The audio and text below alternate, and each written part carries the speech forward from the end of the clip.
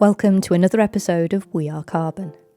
I'm Helen Fisher and I'm joined by Taimur Malik to hear about the journey that brought him to founding Drawdown Farm in Pakistan and the work they're doing there to produce foods regeneratively despite the challenges of desert soils and an arid climate.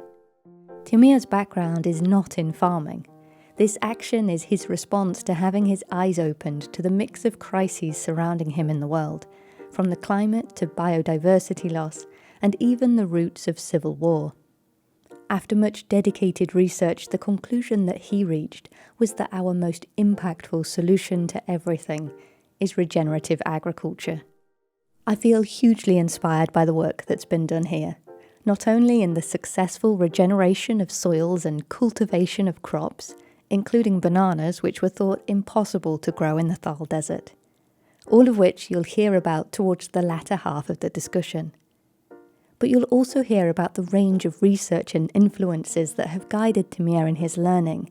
It's an incredibly varied set of wisdom that has been brought together and somehow provided clarity and focus, rather than conflicting ideas. What a wonderful place we're in as a world to have so much information available to us, and I hope you'll feel as uplifted and motivated as I do by this story that demonstrates quite clearly we have the knowledge we need to regenerate. And with the right approach, using many tools side by side, Taimur concludes that the transition to regen ag can actually be really quick.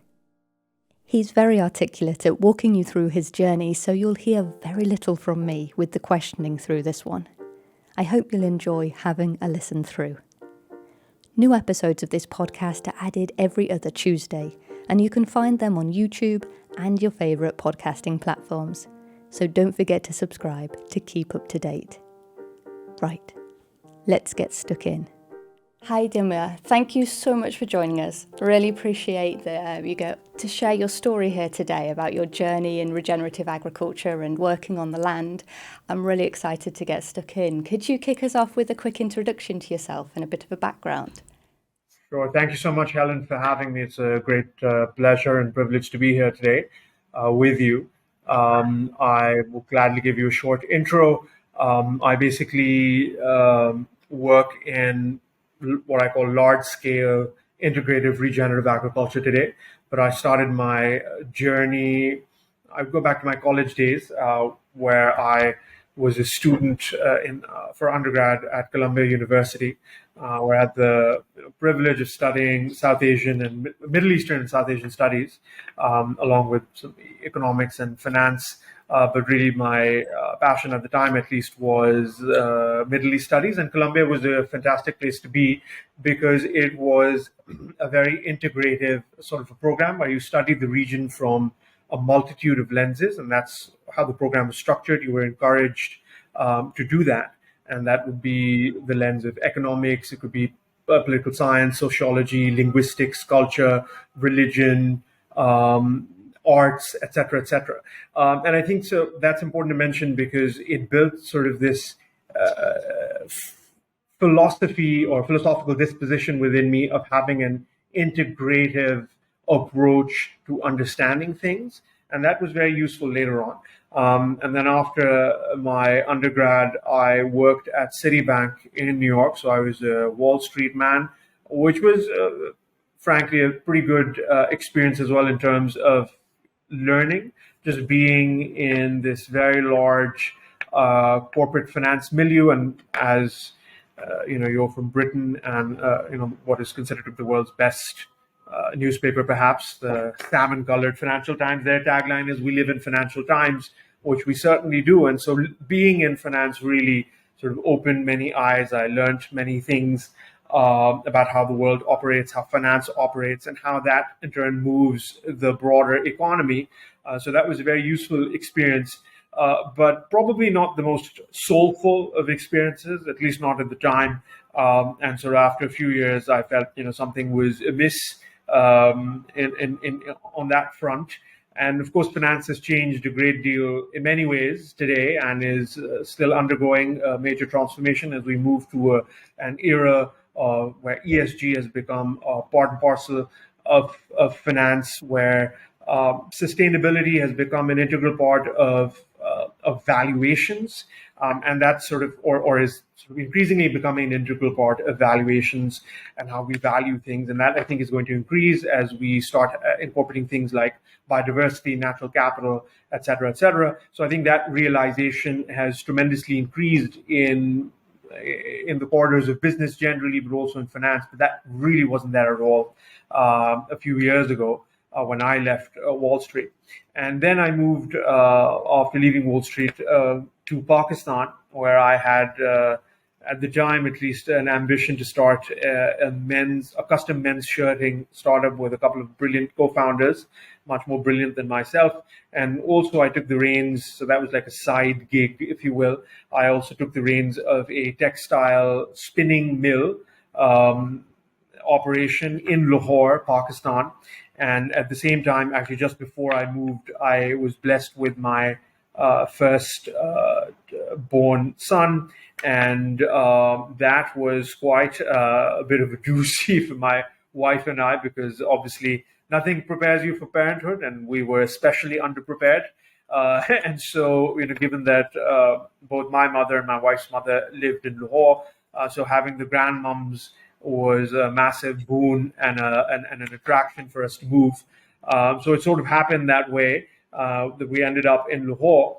And I wasn't at the mill for too long, not maybe about 10, 11-ish months or so. And then I made the switch to agriculture. And of course, we'll get in deeper into how that happened, what was the rationale and reason for that.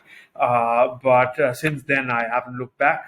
And I have been very much a creature of regen ag, well before it became the buzzword that it is today. And we'll get into sort of what were the reasons why I got in, how it gave me hope and meaning and a great degree of passion at the time. And by the way, I'll briefly mention this, and we can get into it in much greater detail. At the time when my son was born, I unfortunately discovered what we now are calling climate chaos and global boiling. And I discovered the science, which was extraordinarily both compelling and deeply, I think, distressing, would be to put it mildly. And I realized that bringing life into this planet was probably not the wisest thing, given the kind of chaos that had already happened. We can talk about some of those things, including the Syrian civil war.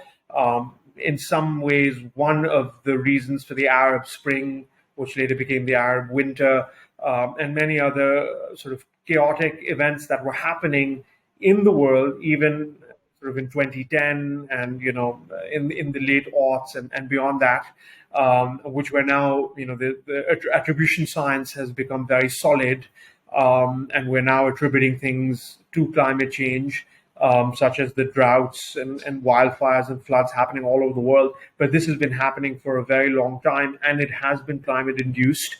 And there was very compelling science even in 2015 when I discovered this stuff. So regenerative agriculture became this great wellspring of hope for me, because I realized that we have the potential to sequester all the excess carbon that is in the atmosphere, put it into soils, but also while doing so, sort of fixing a multitude of what are now called polycrises that the world is facing: a biodiversity crisis, a great nutrient collapse, the broken carbon cycles, but also the broken phosphorus and nitrogen cycles that we have, the broken water cycle that we have. So that's how I sort of ended up in regen ag, and haven't looked back since. That's fantastic. That's a really unique background that I think it just demonstrates why you've got such a valuable perspective to offer, because you've got, as you described it, this integrated education that I think I really appreciate the value of that in terms of the mindset of viewing. I mean, it's sort of a good basis for whole system appreciation of the way the world works. And then the finance system, which is so important. Like you say, we can kind of put things in boxes and separate them and say, well, I'm sort of very, very interested in the land and how we look after the land, but it can't be separated from the system and the society that we exist within. So I think that's incredibly valuable knowledge to have. That is, it's putting a very unique point of view together here. And when it comes to thinking about farming and agriculture, which you so eloquently explained is such a beautiful solution, I think that is the hope at the end of the tunnel. It's like this big light, because people are more and more realizing that we don't need a complicated engineered solution. We need to get back to the land, we need to get back to the soil, and all of those what seem like separate issues are so interconnected, and we can resolve them and move in the right direction all at once. But when we think about farming, we so often think about food. This seems to be the predominant area, food production. But you also touched on your job at the textile mill, and I think this is a really interesting bit of background to give us some context, particularly for where you are in the world there in Pakistan. The growing of textiles, and I'm assuming probably this was a lot of cotton that you were growing. This offers its own unique perspective of how we're treating the land and how that impact of our lives and all of the resources that we use are having this sort of wider impact on the climate. I think it would be interesting if we start there before we look at your own journey into farming and being on the land. What about that textiles mill experience opened your eyes to what we're doing wrong with our farm management? Absolutely, that's an excellent question, and really it all began there, because had I not been there, I wouldn't be in agriculture today. What happened was that when I took the reins of this textile mill, I sort of pretty soon after the mill actually shut down, which was probably quite ominous. So it was a sign that I was probably not cut out for that. No, but in all seriousness, what had happened was cotton prices in Pakistan had gone through the roof, and this was a spinning mill. So just to give a brief backdrop of what a spinning mill does, this is one of the earlier operations of how we get sort of fabric and clothes that we wear, or other types of textiles such as bed sheets and towels. So basically what happens is that when cotton is picked, it goes to a ginning mill, which converts it into bales. That's a very, very basic operation. And then from ginning, it goes to a spinning mill, which is where it's converted into thread. And so that's the kind of operation we were at. We were not growing our own cotton.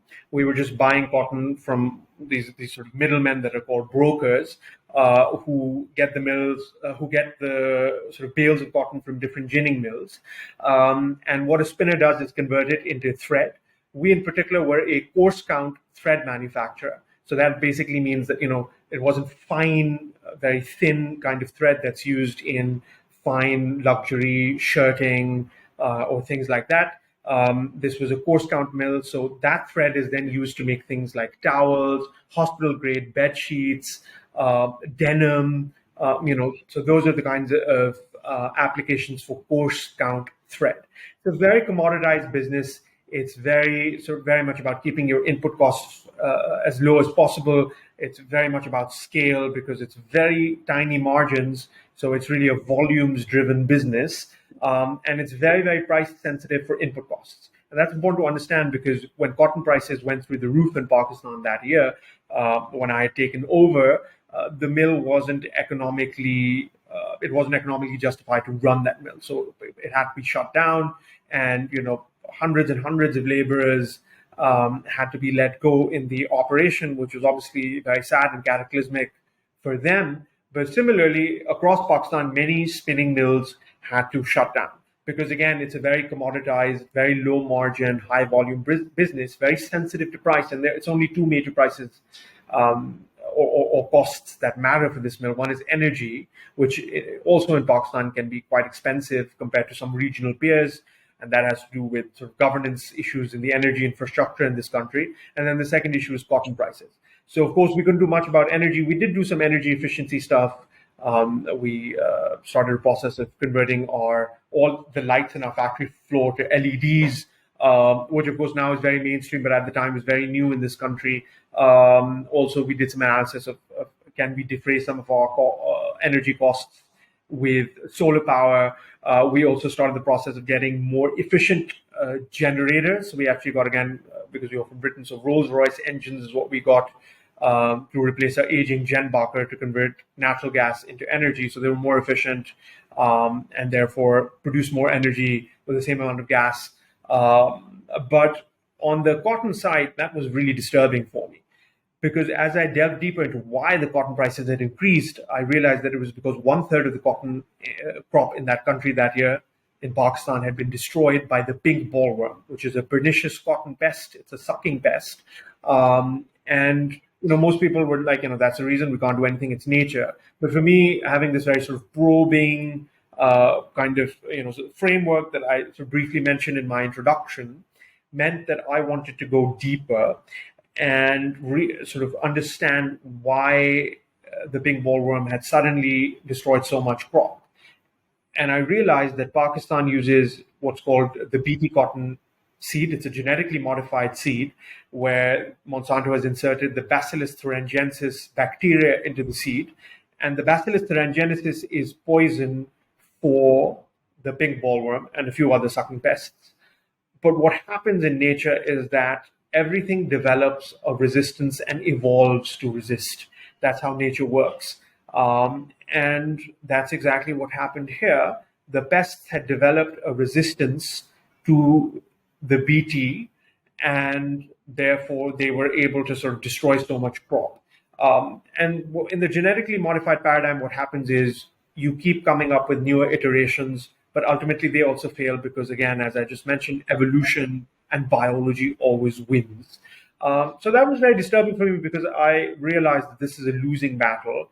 And the only one that really kind of gains from this are the companies that are selling GMO seeds, because they just come up with a new iteration that they charge even more for. And farmers are essentially forced to get that.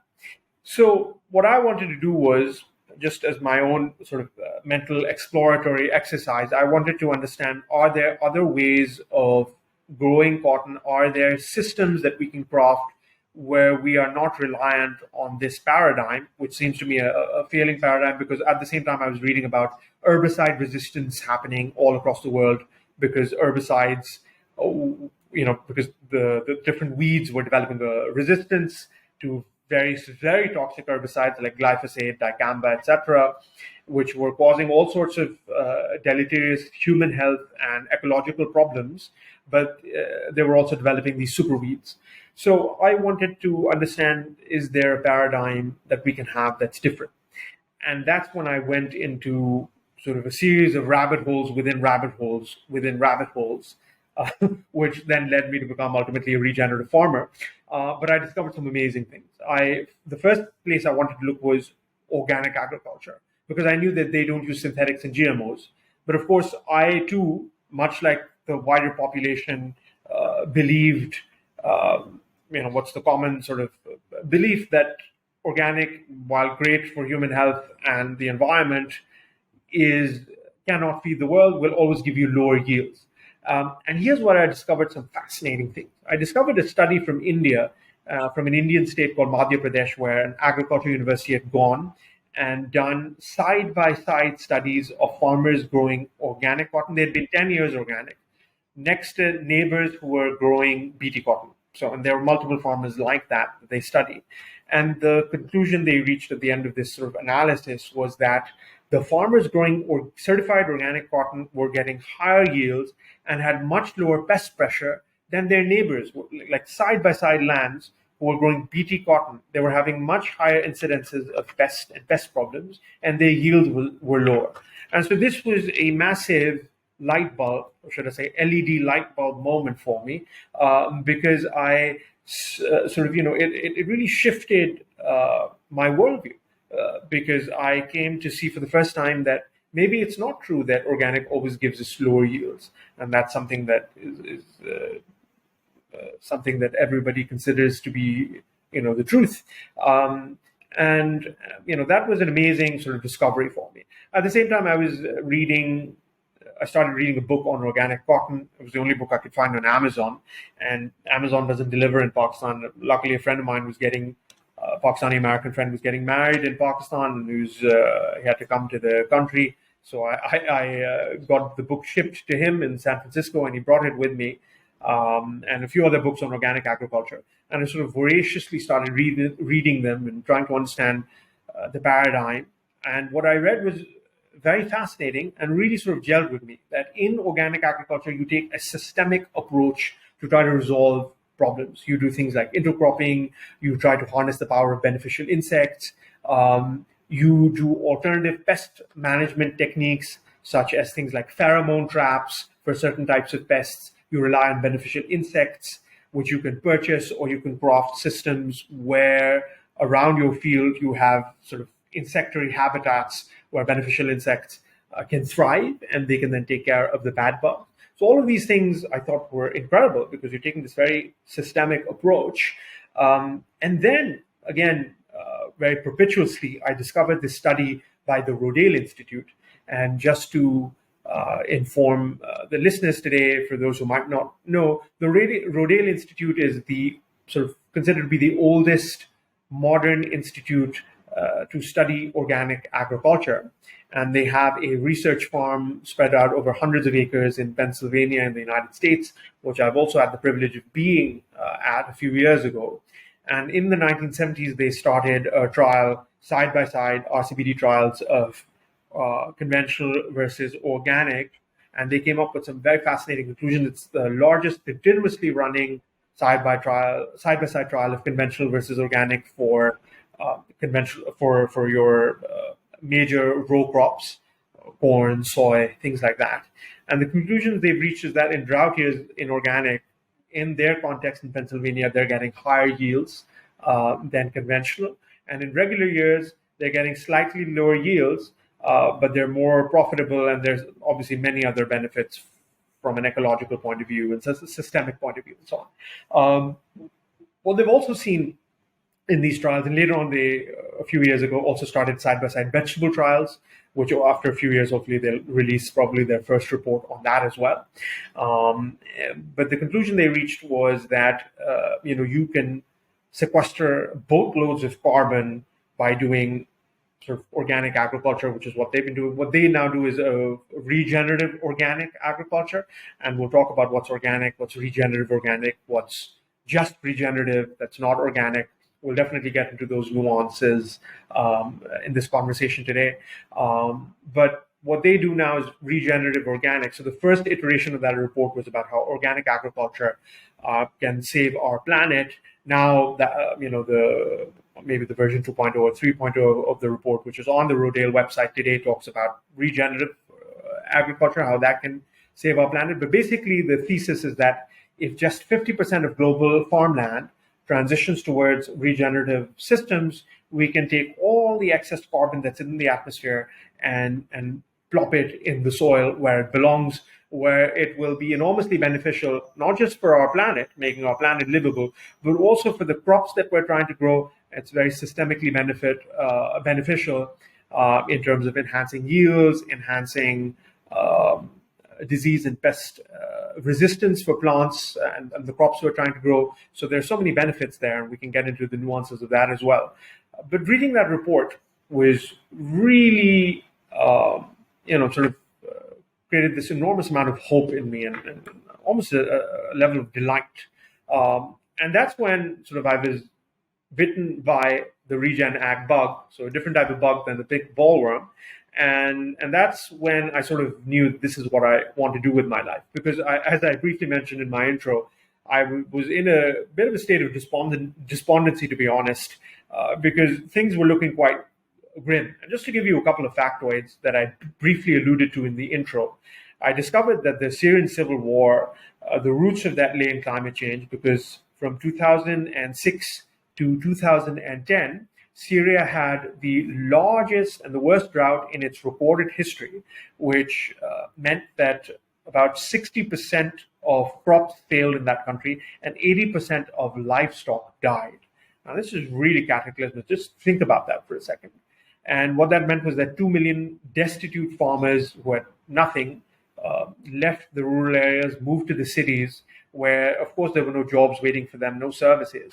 And when the Arab Spring movement happened, they also started protesting, and an authoritarian government that they had also couldn't really do much. They did the only thing they knew in a situation like this, which was try to crush them. But these people had nothing to lose, and they protested even more, and the government became even more heavy-handed. And lo and behold, the entire thing cascaded into a complete civil war, and the entire country was essentially cleaved asunder.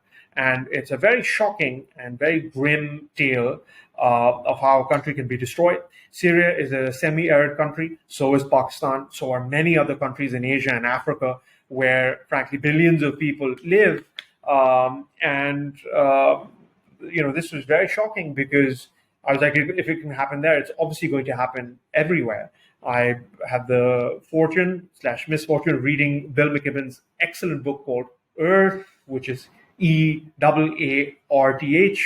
And it's a very clever title because Bill McKibben demonstrated that the planet that he was born in is no longer the same planet, because the amount of carbon that we have now spewed into the atmosphere has transformed this planet.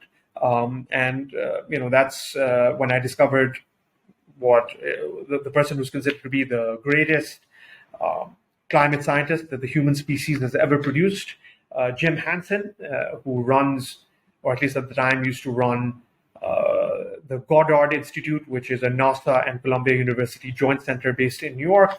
And Jim Hansen, in either 1987 or 1988, gave a testimony to Congress where he outlined the kind of chaos that climate change is going to cause over the coming decades with the kind of clarity of a Swarovski crystal. It's incredible, the quality of the climate science.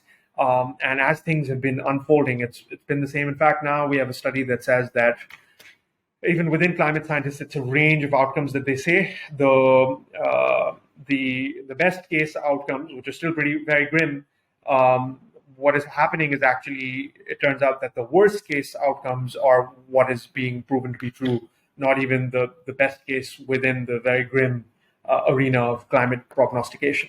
So when I read all of those things, and again, the Arab Spring, by the way, the roots lie in a global heating event that happened in 2010, and NASA came up with a report later about this, which led to forest fires in Russia. Russia's wheat crop, suffered, and Ukraine suffered a massive blow. And because there was a major yield decrease, there were export controls, and global wheat prices escalated quite dramatically. And so net wheat importing countries such as Egypt, they suddenly couldn't subsidize the bread, which, very poor people, that was the one thing they had, subsidized bread. And so the roots of the Arab Spring also lie in climate change, right? And I was like, this is going to happen everywhere, and nobody's going to be able to survive. And if this is happening at 1 degree of warming, and the climate agreement, the Paris Agreement, which had just recently happened, says that we'll try for 1.5, but we've got this 2 degrees guardrail. I was like, even if we do it at 1.5, which there doesn't seem to be the case at all, and everybody's warning that we've shot past that. Even at 1.5 degrees, this planet is going to be in a lot of trouble. And that's what we're seeing now. We're just at like 1.2 degrees of warming, and look at 2023. Again, bringing the conversation from this, very grim kind of a discussion and discourse into sort of hope and optimism. When I discovered all these things about then organic agriculture, and then, very soon after, it was starting to be called regenerative agriculture, which again is not a new term. It's been around for a few decades, but suddenly it started becoming like the word that people who were doing like more ecological, biological, systemically positive farming were starting to use, and a bunch of books started to come out, a bunch of studies started to come out. So it was an excellent time, sort of the beginning of the curve, if you will. And I knew that this is what my sort of calling and mission in life was. There was just one problem, which was that I didn't have any land to do farming on. So just a Tennessee problem. And so what I then decided to do was, obviously get my ducks in a row, really know what I'm talking about. and then started to try to convince people with farmland, which is when I went to my father-in-law, who is a captain of industry, but has a little bit of a passion and agriculture is a hobby for him. So he has some agricultural land in southern Punjab in Pakistan. And I sort of gave him some presentations, had a series of conversations with him. And finally,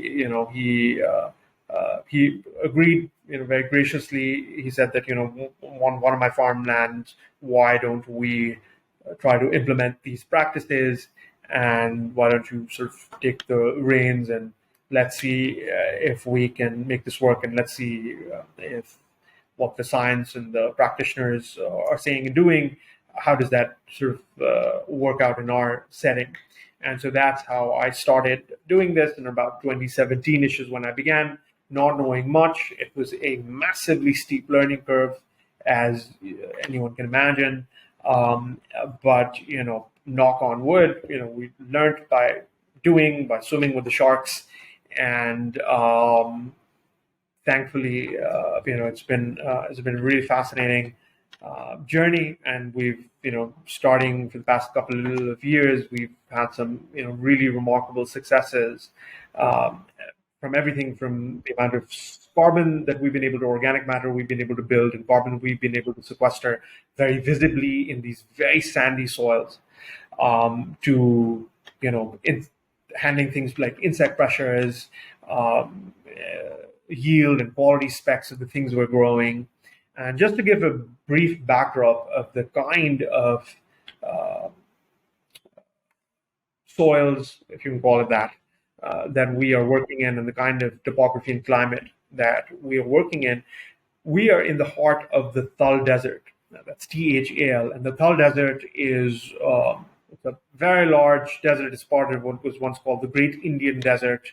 It's a massive desert landscape that is obviously very hostile to agriculture and life in general. One can imagine it's complete beach sand. That's the kind of quote-unquote soil.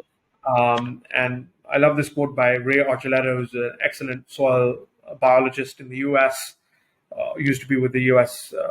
DA. And, there's this great pithy quote, "Without roots, it's geology." And it's basically mostly all geology over there. It's all sand. It can get very hot in the winters, 48, 50 degrees Celsius. And in the winters, it can almost, sometimes it crosses over into -1, -2 degrees Celsius as well, but usually around like the 0, 1, 2 degrees, which is very cold, and you get like frost events at night. So again, very challenging environs to be operating in. And, agriculture is largely possible there through canal irrigation systems, which is something how agriculture has been possible in much of this northern South Asia, northern Indian subcontinent, through rivers, these mighty rivers flowing in from Tibet and the Himalayas, and then a series of canal systems that mushroom out of there, that have been built over hundreds of years. Various civilizations did them, the Indus civilization, and then throughout the centuries and millennia, different civilizations. The Mughals did it. The British Empire built on that. Then after Pakistan and India became independent, they further built on that. So today, Pakistan has the largest man-made canal irrigation system in the world. And that's what makes agriculture even possible in these very challenging environs. It's and you've touched on so many topics there, and I'm kind of fascinated. I've just been listening. I thought I'd just leave you because it's so it connects together so beautifully, everything that you're talking about, in terms of, we started off that segment about the cotton crop being wiped out by the pest, by the bollworm. And there was something about that threaded through all of it. The idea that your experience kind of led you to investigate, well, is this nature, or is this something other that's going on here? And you find that the crop that's wiped out is the GMO crop, is the action that has been taken to control pests has been the reason that the crop in the end is not resilient to the pests. And I think that threads so beautifully into the idea that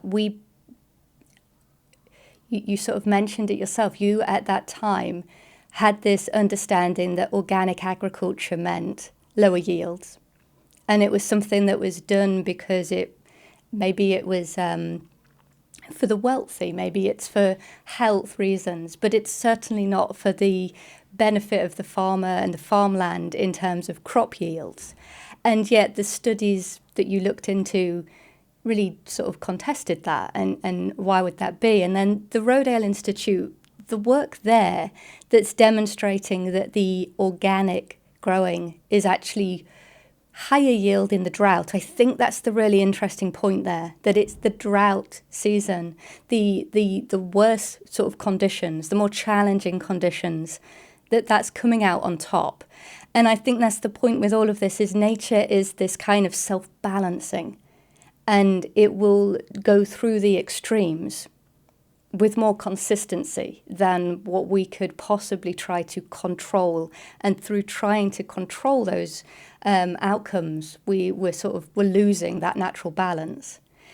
So I really enjoy how your journey has threaded through to this, and I kind of think that then all of those sort of catastrophic issues that really do, you can tie war to climate, to food shortages. It's just a natural, when we are comfortable and every day we sort of sit maybe in our offices, maybe we're going shopping, we're seeing items on the shelves, we're not really clocking our dependency to the land. But as soon as those dependencies are sort of cut, there's a break in the supply chain, we every single time we can tie that back in some way to how we're treating the land. And it's a chicken and egg thing, isn't it? When it then comes down to, well, is it the drought that's causing the food shortage, or is it the land management that's causing the drought? And the same for the forest fire. And then is it climate change that's the issue, or is it prior to that? Is that a symptom of the way that we've neglected the soils, the way that we've released all of the carbon from the soil? And that then brings us all the way around to where you've left us at, which is you're eager and keen to put this theory into practice, to take all of this reading, all of this learning, and all of this hope, and actually put it into action on this land in Pakistan that you are describing now. Is it's not really soil, it's not got the carbon in it. So you're working on the clean slate. I think many people across the globe that are regenerating lands, they wouldn't describe that land as sand or dirt to begin with. It might be close, but you really are sort of dependent, like you say, on the irrigation system that's been put in place to grow. So I'd love to sort of now take this in that direction of, okay, you've gone through eye-opening sort of disastrous chaos. You've found some hope, and now you put that into action. What have you learned? So let's continue with your journey on the farm, and tell us, because I'm sure that no matter how much passion and enthusiasm there is, and even how much knowledge there is, you cannot take a site that is degraded and is not really got carbon in the soil and then just click your fingers and fantastic, it's regenerated. This is a journey that's filled with challenges. So if you could maybe explain a little more about how you became a farmer, how you got your hands in the soil, and what did you have to do to get this land to grow? And could you maybe describe how it was previously used, and talk us through the challenges of getting crops to grow there in the first place? That's the question you've asked are spot on, but it's a lot to unpack there. So let's begin with the journey, and then you also mentioned something about the chicken and egg problem, and I'd love to touch upon that in this sort of interview conversation as well, because it really is in some ways a chicken and egg problem. And in fact, I would say between the two, we actually kind of know it is human mishandling of land management globally that is the cause of many of our current problems, if not most, probably actually most of our current problems, right? Really everything from mass scale deforestation. We're now at peak trees. We used to have 6 trillion trees. Scientists think we now have less than 3 trillion left, and we have, it's an escalating deforestation that's happening. We've destroyed soils. Most people think that it's cars, so transportation and energy production, that is to blame for most of climate change. And obviously they play a massive role, but it's also land use change that plays an equally profound role, which includes everything from deforestation to heavy tilling over many decades that has released so much carbon and put it into the atmosphere from soils, right? In the many parts of the world where you had significant amounts of organic matter and carbon in the soils, maybe 7%, 8%, you're now left with like 1.5%, 1%, right? So it's been very degenerative, and that carbon from the atmosphere, from the soils, has been released and is now in the atmosphere, right? So absolutely, it's human mishandling, but also correspondingly, we have the power to reverse these things, and we can actually do it much quicker than what most people would think.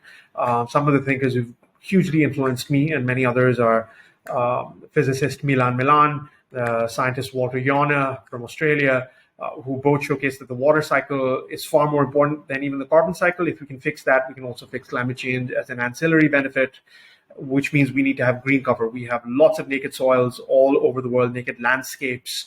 If we can regreen them, and there are tools and techniques today that allow us to do it, that didn't exist even a few short years ago, and certainly not even a couple of decades ago, that we can regreen mass scale parts of the world, whether they're farmlands, but also non-farmlands, and we can change the hydrology. We can have far more cloud cover, far more rain, and in turn bounce back far more heat from this planet and sequester, boatloads of carbon, and fix the climate problem as well, while also enhancing biodiversity, because we're also living through the 6th mass extinction. So just quickly wanted to mention that, because you hit the nail on the head right there with the comment of the chicken and egg. Now, coming back to the journey and farming in pure sand.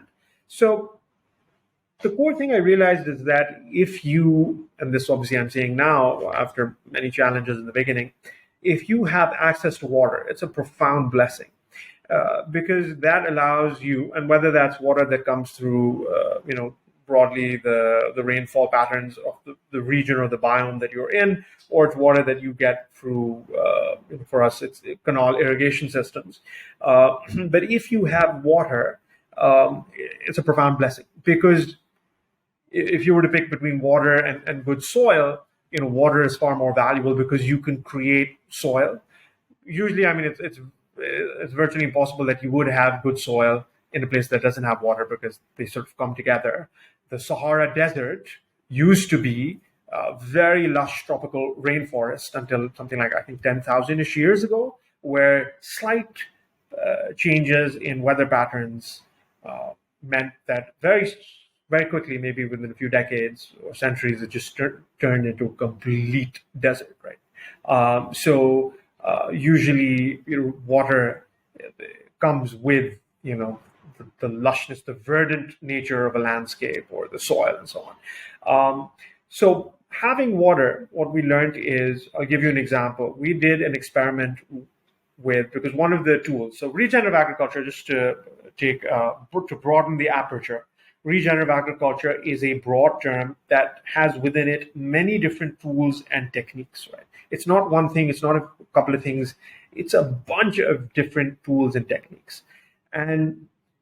And here I'd like to mention my core philosophical disposition on Regen Ag. It's very similar to what I would call the Dr. Kara Fitzgerald diet. So there's a fantastic scientist, slight segue, in the US who did an incredible study. Her name is Kara Fitzgerald, and anyone can look this up. And what she did was, over a few weeks, she wanted to map out changes in biological age. And so she had a control group, and then she had, the group that she gave a series of daily prescriptions to. And these were all lifestyle and diet changes, everything from sleep, exercise to predominantly the kinds of foods you're eating. Certain herbs like rosemary, having certain amounts of protein, having things like beets. And these are all things that having certain amount of greens and, sort of lettuces, not lettuces, but kales and cabbages. So she gives this entire prescription of something like 13, 14 things that you have to do every single day: green tea, garlic. And within just a few short weeks, so I think it was 4 weeks or 6 weeks, the people who were doing this, their biological age markers reduced by more than 2 years.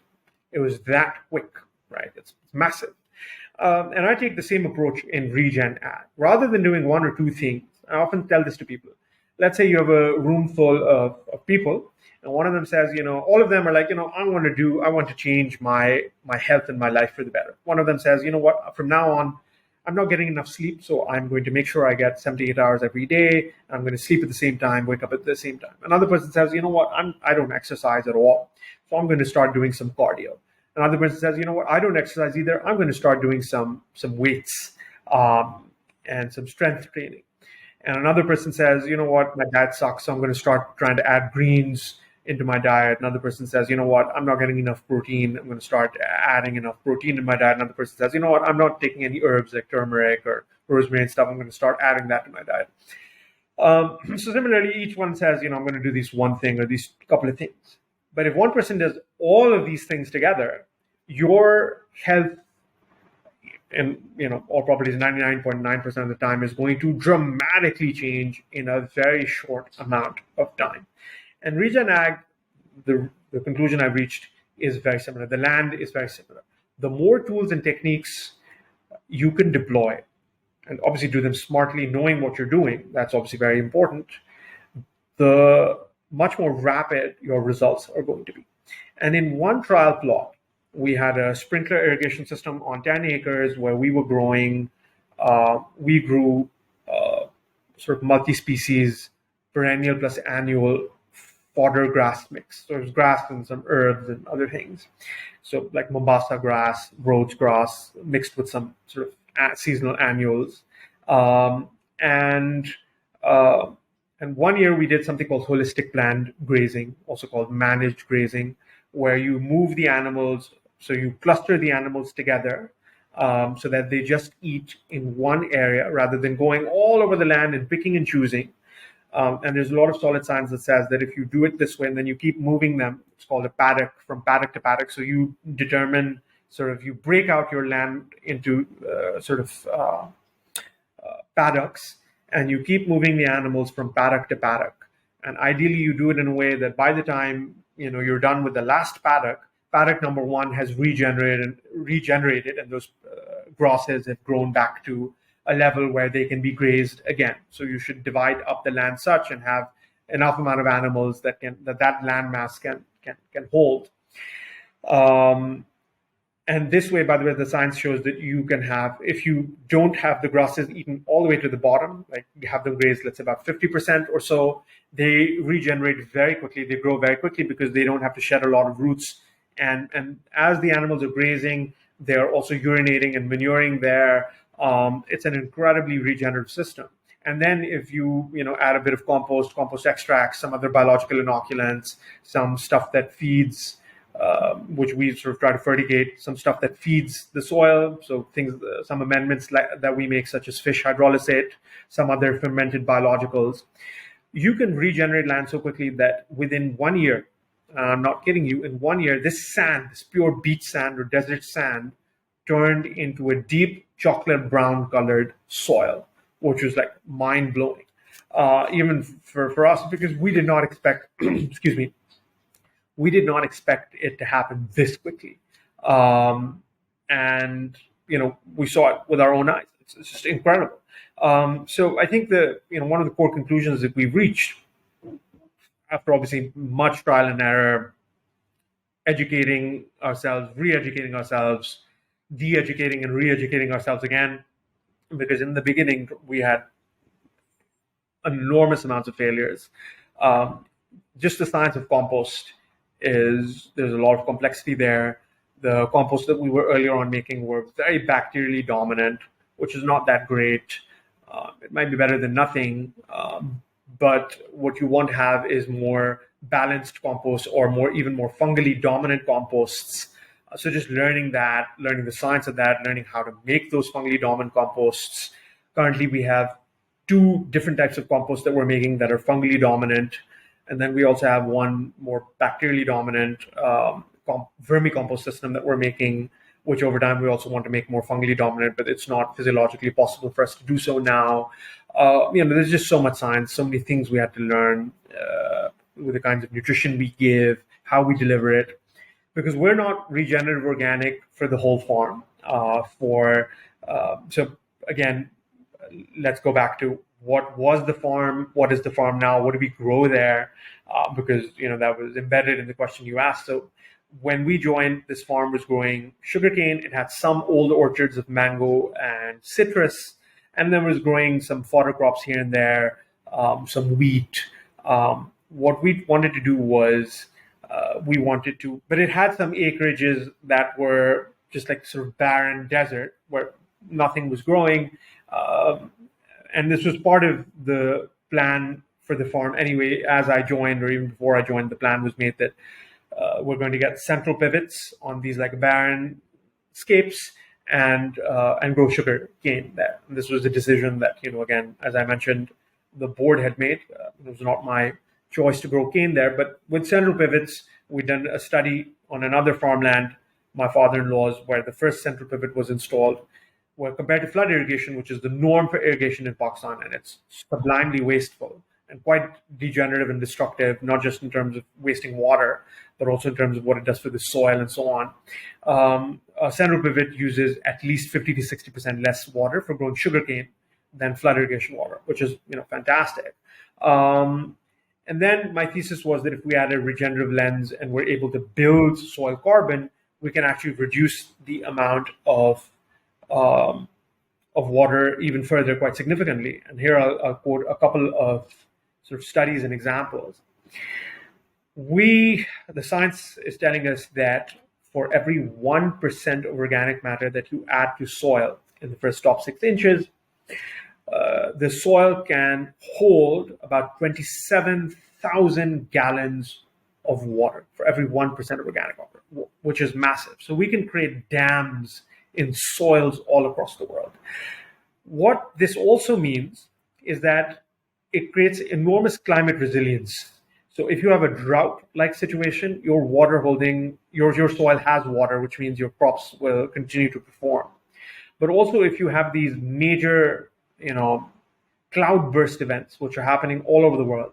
They happened in Pakistan last year, where we had major flooding in the country, and something like, I think, either 10 or 20 million people were impacted. It cost about $40 billion of economic loss.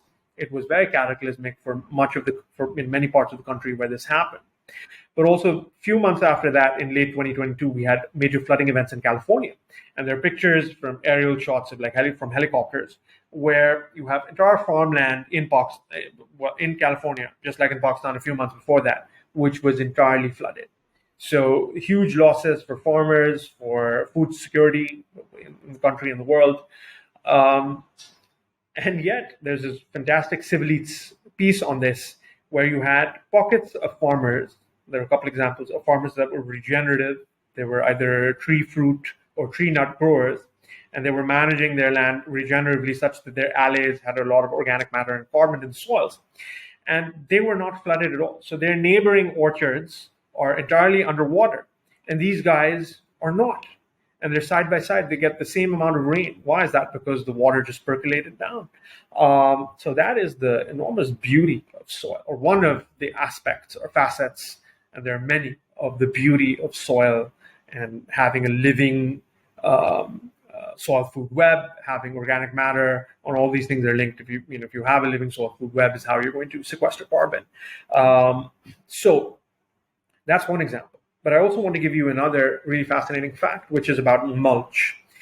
And a company I was recently speaking to, they're Danish. They have a really cool soil moisture probe that tells you how much moisture there is at different depths. So accordingly, you can run your irrigation. So it's especially useful for irrigated cropland, whether it's row crops or more perennials like tree crops. And they did a study in Peru in the desert. There's an orchard, again, irrigated on drip, where what they did was these guys wanted to see the impact of moisture conservation or water conservation with mulch. So some of the rows for these tree crops were mulched on drip, and some were unmulched on drip. So we know that drip saves about 55% water compared to flood irrigation. But given that, just compared to the unmulched drip tree crops that were getting watered with drip and the mulched ones saved 40% more water than the unmulched ones. So, and mulch in terms further, also it suppresses weeds. It ultimately, because that mulch degrades and becomes part of the soil, so as it gets digested, it becomes part of the organic matter as well. So it has other cascading benefits as well, right? So just a couple of these examples of how there is so much positive benefits that various regenerative tools can do. And I often say I like to pair regenerative tools with the right kinds of cutting edge technological tools, such as drip irrigation, central pivot irrigation, drones. We can talk about that some as well in this conversation. I think drones are a mind-blowing tool, and they are the future of top quality, the right kind of agriculture. Because what drones have done is that they allow, and they can be done on tree crops, shrub crops, row crops, whether it's corn or wheat or soy or sugarcane or lentil crops, whatever it is. Drones, so these modern agriculture drones, and there's some companies that are incredible. They have created these amazing sort of sprinkler or fogger systems that have created like these droplet sizes that are so tiny, they're like mist, and they've engineered it such that when those droplets they go all over and they coat the leaf surface of the plant. And it's an amazing delivery mechanism for endophytic bacterial inoculants, biostimulants. So you'll be like, drones might be great for pesticide application. They don't.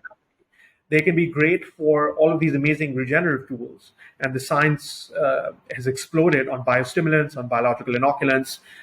There are companies doing amazing things, but also obviously a farmer can make many biological inoculants themselves as well. But I also very firmly believe that some companies have some really cutting edge, game changing products.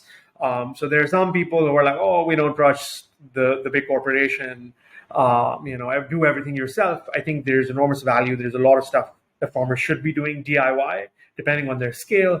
But also, I think that there's a lot that with the right kind of products that are regenerative in nature that I think we should purchase. Farmers should purchase if they have access to them, because those things can dramatically increase crops, therefore enhancing global food security.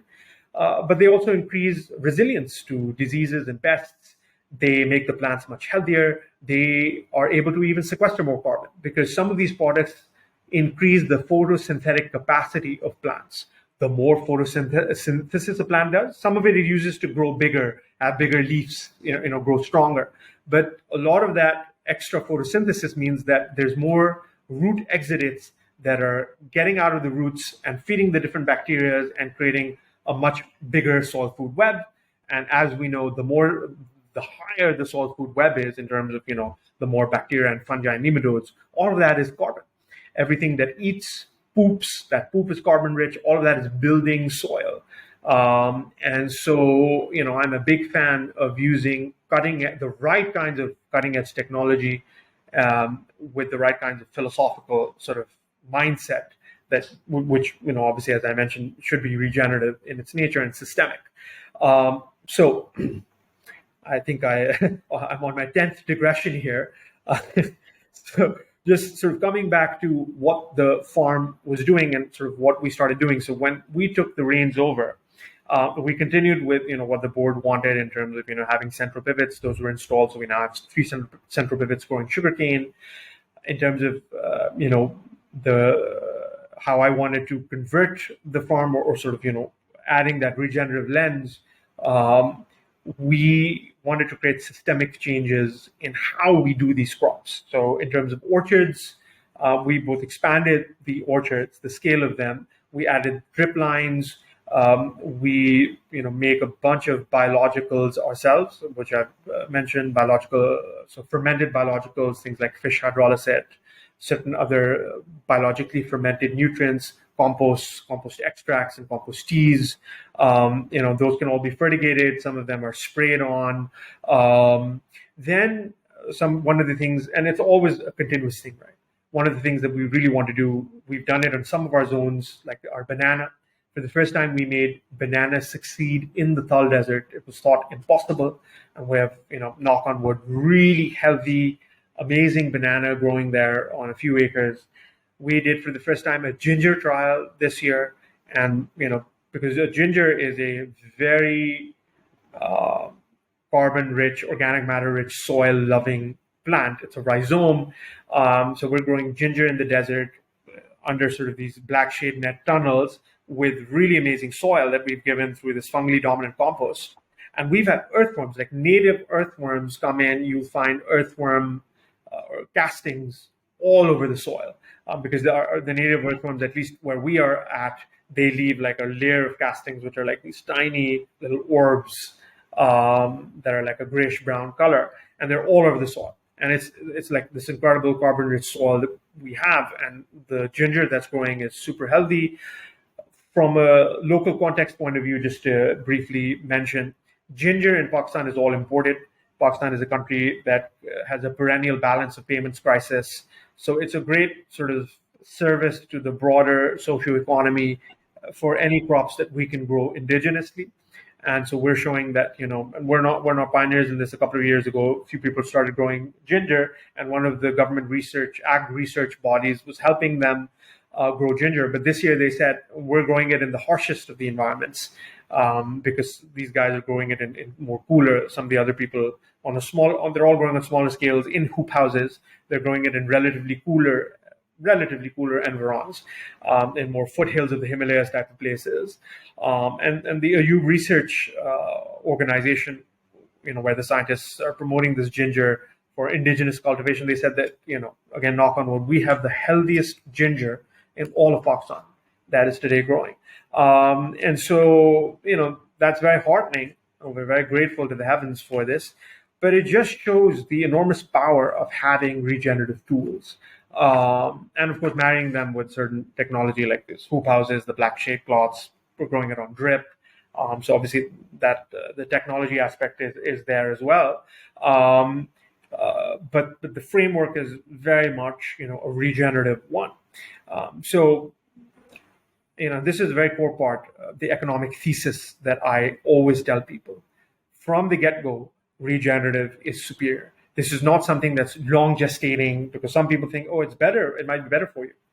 There's a Boston consulting group, BCG, as many of the listeners will know. It's one of the top consulting firms in the world. MBB, McKinsey, Bain, BCG are considered like the gold standard of consulting firms. Although, there's a British economist who I do like a great deal, Mariana Mazzucato at the UCL. And she's written a book that's scathing about the entire consulting industry.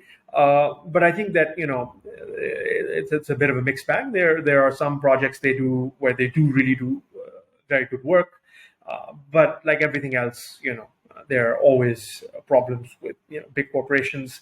But I digress. Coming back to BCG, they came up with a study on regen ag recently. And they said that companies need to support farmers because it will take 2, 3, 4 years for the results to come in, but ultimately you can get higher yields and better outcomes.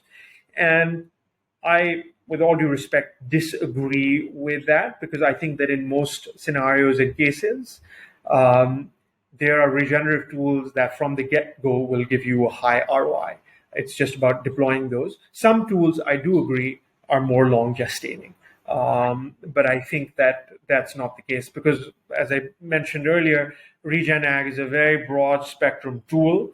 I think, how would I say this? Let's come back to the humans, the analogy that I love giving. So if a human is very chronically sleep deprived, and they start, let's say, eating rosemary. And we know rosemary has very potent compounds such as rosmarinic acid, which are anti-carcinogen. They're very long, there are enormous benefits, but those will probably reveal themselves more long term. But this person is very sleep deprived, is getting 4 hours a day, and just increases it to 7 to 8 hours, and suddenly their mental health transforms, their overall health transforms. Obviously, that is the tool that will give them the highest ROI, if you will, or the quickest return, right? So it's about the different tools that need to be deployed in different contexts. I firmly believe that. Some tools are more long gestating, there's no doubt, and they should be done as well. And I'm all for farmers being supported by governments, by corporations.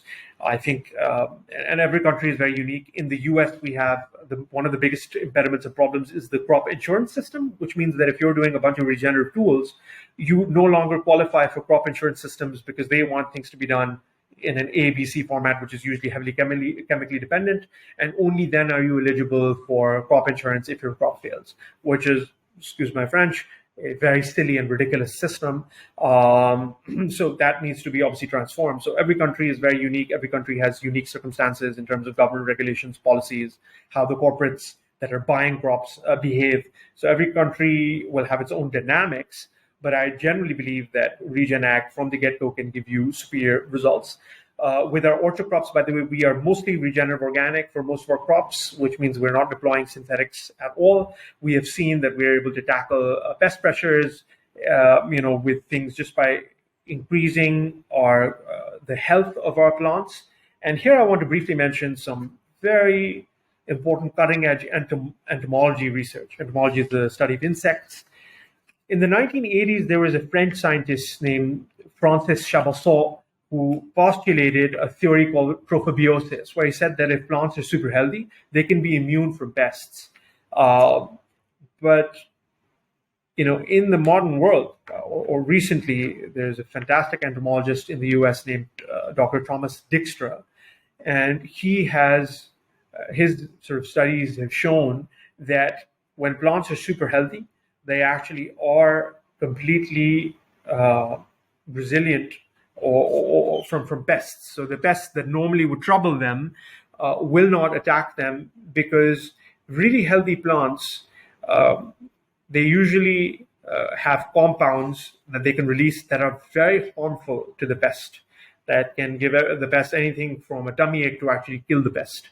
And so pests are really smart. They look at things in infrared, and they can actually see which plant is healthy and which plant is not. And I think it was in the 1960s, a person called Dan Tuber who said that insects are nature's garbage collectors. They really only go for plants that are very unhealthy, and some very gung-ho sort of advocates in the regen movement will even say that if a plant has been attacked by a pest, that means that the produce, whether it's a tomato or an apple or whatever that it's growing, is unfit for human consumption.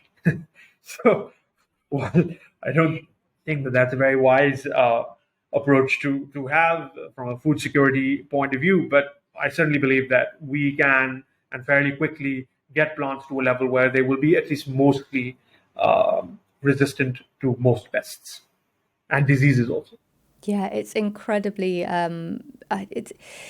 it's very inspiring, but it's also, it feels very concrete, doesn't it? It feels very all based around one area. You uplift the health of the soil, you get the carbon in there, you get the microbiology thriving, and then everything else kind of it strengthens alongside and it lifts itself up. And there is so much information that you've offered us today, and I'm mindful of the time, so I'm not going to ask any more questions and hold you back. But if there is anything that you would like to just quickly add to close things off in terms of people maybe learning more about what you're doing.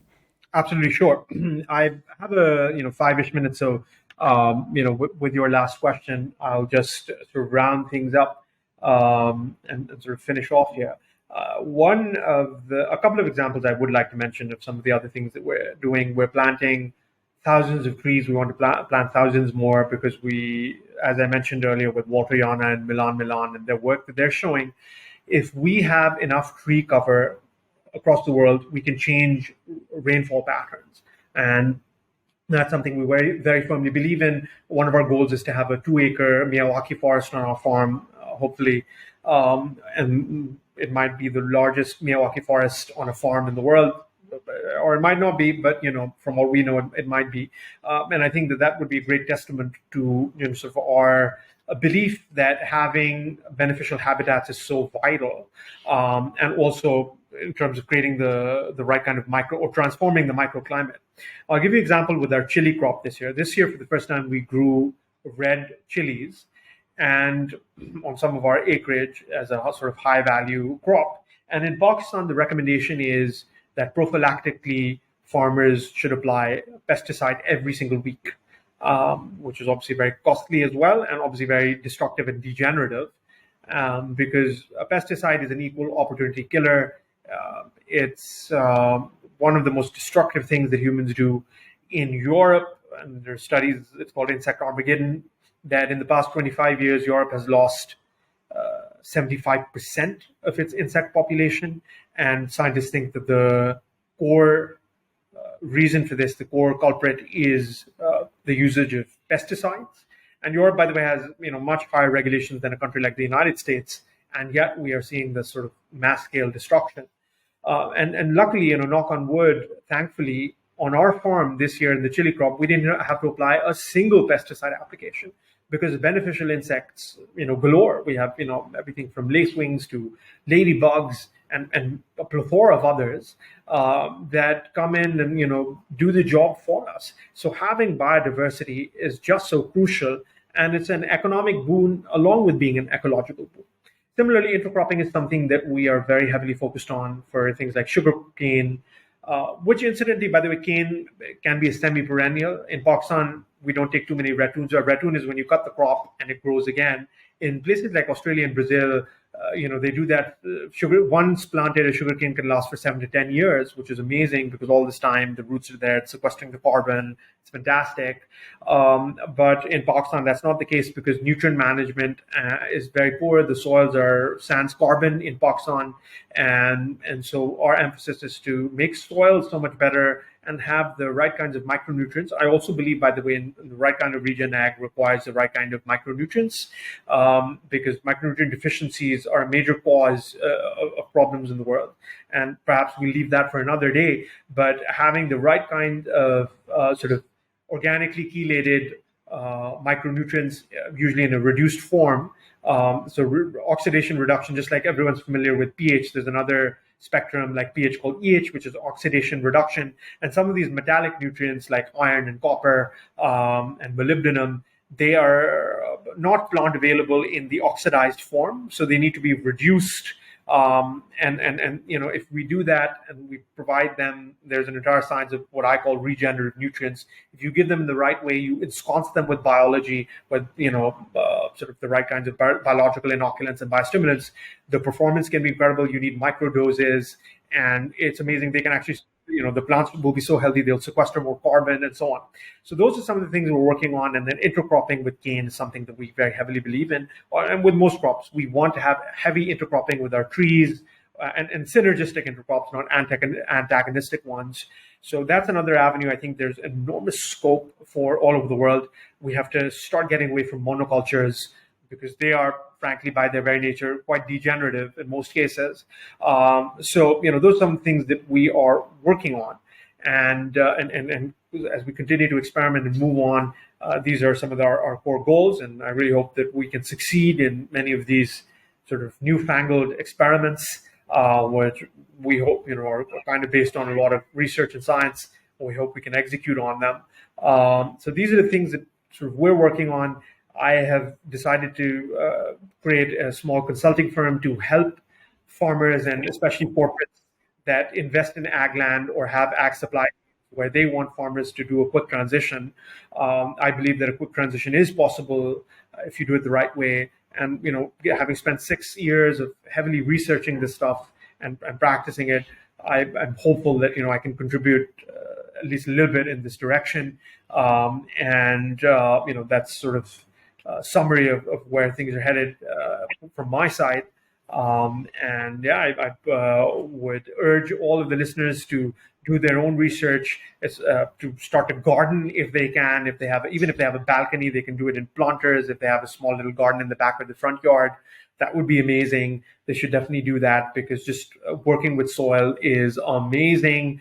And also to sort of, if they live in a country where they can vote for candidates that want to craft, that have an agricultural policy and a land use policy that makes sense, that's regenerative, more than even energy and transport policies, which are also very important, by the way. I think the land use policies can provide us the quickest sort of bang for buck all over the world. And those are some of the key thoughts that I would sort of want to end with, and keep us in your sort of thoughts and prayers. That's fantastic. Thank you so much for sharing all of this information today. And I'm really delighted that you started a consultancy, because there's so much that people can learn from you. You've kind of offered this outline. There's going to be a lot of questions that's brought up in people's minds in terms of, okay, well, this is a topic I need to research further. So that's fantastic. And the hope that you're offering in terms of the speed that land can be regenerated, and that soil can be brought back to life, and the crops can be, it's all very, very wonderful information. And thank you so much for sharing. Thank you. It's my pleasure being here. Thank you so much for having me. And thank you for listening to this episode of We Are Carbon. New episodes are added every other Tuesday, so don't forget to subscribe to keep up to date. It's a huge help to the show if you'd like to add a thumbs up or a review on whichever platform you're listening on. And let's keep figuring this all out together.